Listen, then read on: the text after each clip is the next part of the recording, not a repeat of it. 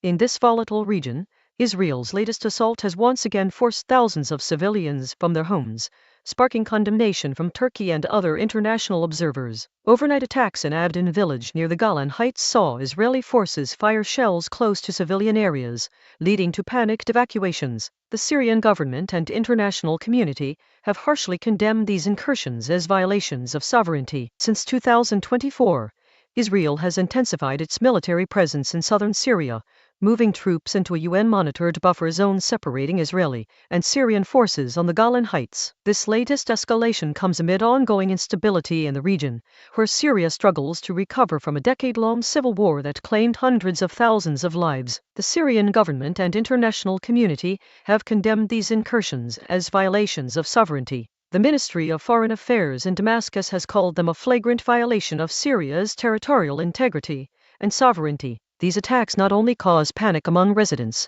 but also make life increasingly difficult for civilians living in the region, leading to widespread displacement. The Syrian Sigil Center, which monitors Israeli activity in Syria, recorded nearly 300 operations or violations by Israel in Daraa and Quneitra alone in June. This includes 107 incursions and raids, underscoring the frequency and intensity of these military actions. The latest attack on Abdin village occurred on Sunday night, with residents attempting to block an Israeli army unit's advance. Israeli forces then fired shells close to civilian homes, prompting families to flee to neighboring villages during the night. The situation has been further complicated by Israel's plans for expanded occupation in southern Syria. On Thursday last week, Israeli Defense Minister Israel Katz openly boasted of keeping its troops in the sector it occupies for an indefinite period, citing examples from Lebanon and Gaza where similar policies have been implemented. This stance reflects a long-term strategy aimed at maintaining control over strategic areas that are critical to Israel's security and geopolitical interests. Turkey, which is considered close to the current Syrian government, echoed this condemnation on Monday. The Turkish Foreign Ministry stated, "We strongly condemn the Israeli attacks on Quneitra and Daraa, which violate the territorial integrity,